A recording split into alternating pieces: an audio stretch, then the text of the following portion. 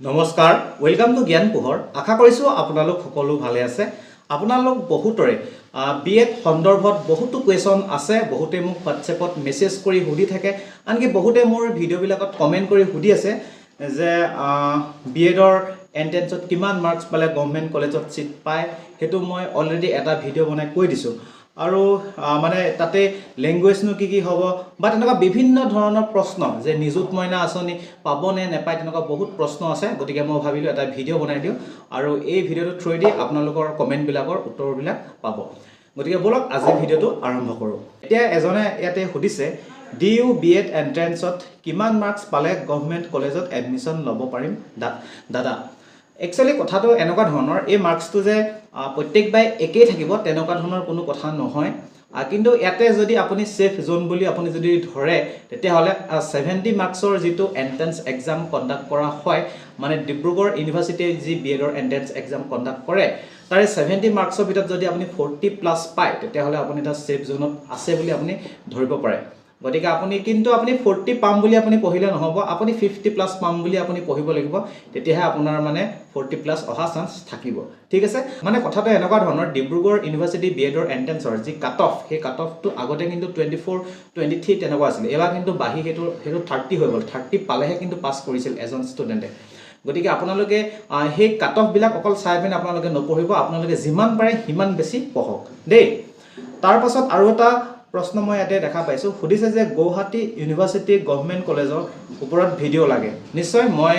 ইয়াৰ পিছত এটা ভিডিও আনিম মই গুৱাহাটী ইউনিভাৰ্সিটি বিএড কলেজসমূহৰ ওপৰত ভালকৈ এটা ভিডিও মই আপোনালোকক ডিটেইলছত বনাই দি দিম ঠিক আছে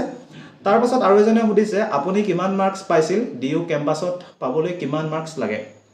ওকে মই যে 2025 বৰ্ষৰ বিএডৰ এন্ট্ৰেন্স দিছিলো তাতে মোৰ 70 ভিতৰত 43 মাৰ্কস আহিছিল এন্ট্ৰেন্সটোত বাকি মই অৱশ্যে ডিউ কেম্পাছত সেকেন্ড মেৰিট লিষ্টত মই তাতে পাইছিলো কিন্তু বৰ্তমান মই সিটি গোলাঘাটতে কৰি আছো দেই তাৰ পাছত আৰু এজনে সুধিছে মোৰ এইচএছত কৈ গ্ৰেজুৱেচনত পাৰ্চেন্টেজ কম জাস্ট ফাৰ্স্ট ক্লাস সিট পামনে বিএডত কথাটো এনেকুৱা ধৰণৰ বিএডত সিট পাবলৈ আপোনাৰ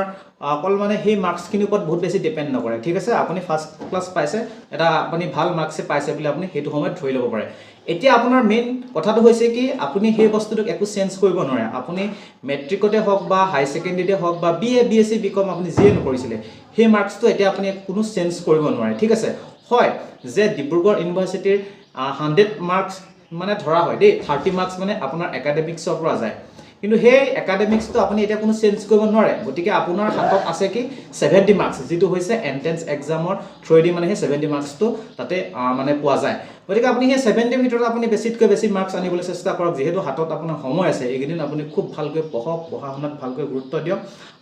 আপুনি নিশ্চয় গভৰ্নমেন্ট বিএড কলেজত আপুনি সিট পাব ঠিক আছে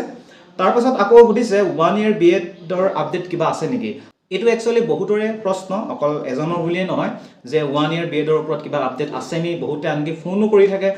কথাটো হ'ল কি 1 ইয়াৰ বিএড এবাৰ 2026 ৰ পৰা হ'ব বুলিটো কোৱা হৈছে কিন্তু কথাটো হৈছে কি ফাইনেল নোটিছখন যেতিয়ালৈকে একদম কিন্তু উলাই নাহে তেতিয়ালৈকে কিন্তু কৈ দিবলৈ দিগদাৰ হয় যে এই বছৰৰ পৰা হ'বই নে নহয় আৰু কিছুমানে এনেকেও সুধি থাকে যে সিলেবাসখন লাগে সব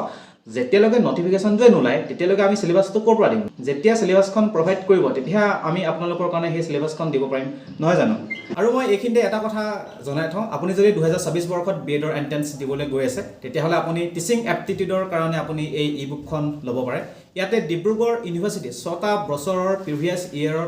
এমসিকিউ মই ইয়াতে সন্নিবিষ্ট কৰিছো আৰু আহিব পৰা 300 মই সম্ভাৱ্যপূৰ্ণ সম্পূৰ্ণ চালিজাৰি চাই মই ইয়াতে প্ৰশ্ন অন্তৰ্ভুক্ত কৰিছো লগতে এই ইবুকখন জুনে লয় মই তেওঁ এক্সট্ৰা আৰু 70টা এমসিকিউ উইথ আনসাৰ মই দিম গতিকে আপুনি যদি এই ইবুকখন ল'ব বিচাৰে তেতিয়াহলে আপুনি এই ফোন নম্বৰটোত 59 रुपीस জিপে কৰি এই একেটা নম্বৰতে তাৰ ৰিসিপ্টটো পঠাই দিব আৰু পঠাই দিয়াৰ পিছত আপুনি আপোনাৰ WhatsAppত এই ইবুকখন লাভ কৰিব ঠিক আছে তাৰ পাছত আকৌ এজনে সুধিছে প্ৰাইভেট কলেজত কৰিলে নিযুত মইনা স্কিম নাপায় নেকি আচ্ছা নিযুত মইনা যেটো স্কিম হে নিযুত মইনা স্কিমটো অকল মানে গভৰ্নমেন্ট কলেজখিনি কাৰণহে দেই মানে গভৰ্নমেন্ট কলেজত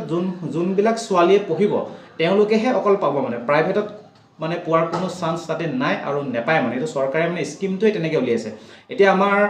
আমাৰ যিখন কলেজখন এখনো হৈছে এখন গভৰ্নমেন্ট কলেজ ইয়াতে আমাৰ লগৰ বহুতো ছোৱালীয়ে পাই আছে মাহে 2500 টকাকৈ পায় 10 মাহৰ কাৰণে গতিকে আপোনালোকে ভালকৈ পঢ়া শুনা কৰি থাকক যদি আপুনি গভৰ্ণমেণ্টত চিটটো পাই যায় তেতিয়া আপুনি নিশ্চয় নিযুত মইনা পাব আপুনি এনেকৈ নাভাবিব যে পঢ়োতে মই প্ৰাইভেটখনতে পাম আপুনি সেনেকৈ ভাবি নপঢ়িব হ'ব দে আৰু যি হ'ব যে মই যেন তেন প্ৰাইভেটখনত পালেই হ'ব সেনেকৈ বুলি আপুনি নপঢ়িব য়েছ আপুনি যদি গভৰ্ণমেণ্টখনত নাপায় তেতিয়াতো আপুনি পঢ়িবই লাগিব কিন্তু আপুনি প্ৰিপেৰেশ্যন কৰোঁতে এইটো কথা আপোনাৰ মাইণ্ডত কেতিয়াও লৈ নল'ব যে মই গভৰ্ণমেণ্টত নাপাওঁ ঠিক আছে সেইটো কথা কেতিয়াও ভাবি নল'ব তাৰ পাছত আকৌ এজনে সুধিছে GUN বড়োলেণ্ড ইউনিভাৰ্চিটিৰ ওপৰত ভিডিঅ' লাগে নিশ্চয় ইয়াৰ পিছত মই GU আৰু বড়োলেণ্ড ইউনিভাৰ্চিটিৰ ওপৰত মই ডিটেইলছত মই ভিডিঅ' আপোনালোকৰ কাৰণে আনিম গতিকে আপোনালোকে সেইখিনি পাবৰ কাৰণে আপোনালোকে চেনেলটো ছাবস্ক্ৰাইব কৰি ল'ব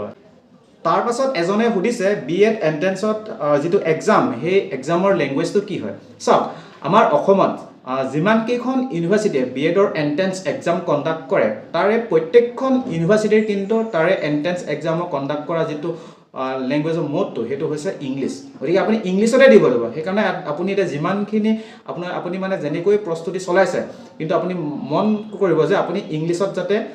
মানে আপুনি যাতে সেই কুৱেশ্যনটো আহিলে যাতে কৰিব পাৰে আপুনি তেনেকৈ আপুনি প্ৰস্তুতি চলাওক ঠিক আছে কিন্তু আপুনি এক্সামটো পাছ কৰাৰ পিছত আপুনি যদি BEd কোৰ্সটো যেতিয়া কৰিবলৈ আহিব তেতিয়া কিন্তু আপুনি কোৰ্সটো কিন্তু অসমীয়াত কৰিব পাৰিব কিন্তু কোৰ্সটো কৰিবলৈ হ'লে যিটো এন্ট্ৰেন্স এক্সাম সেইটো কিন্তু আপুনি ইংলিছতে দিব লাগিব ঠিক আছে গতিকে আপুনি ইংলিছতে প্ৰেক্টিছ কৰক গতিকে আজিলৈ আহিছোঁ ভিডিঅ'টো চাই আপুনি কেনেকুৱা পালে কমেণ্ট সেকশ্যনত জনাব ভিডিঅ'টো ভাল পালে নিশ্চয়কৈ লাইক কৰিব আপোনাৰ বন্ধু বান্ধৱীয়ে যদি এই বৰ্ষত BEdৰ এন্ট্ৰেন্স দিবলৈ গৈ আছে তেতিয়াহ'লে তেওঁলোকৰ লগত এটা শ্বেয়াৰ কৰি দিব আৰু ইয়াৰ পিছত যাতে আপোনালোকে ইম্পৰ্টেণ্ট টপিকসমূহ BEd সন্দৰ্ভত আপোনালোকে যাতে মিছ নকৰে তাৰ কাৰণে এই চেনেলটি ছাবস্ক্ৰাইব কৰি ল'ব ধন্যবাদ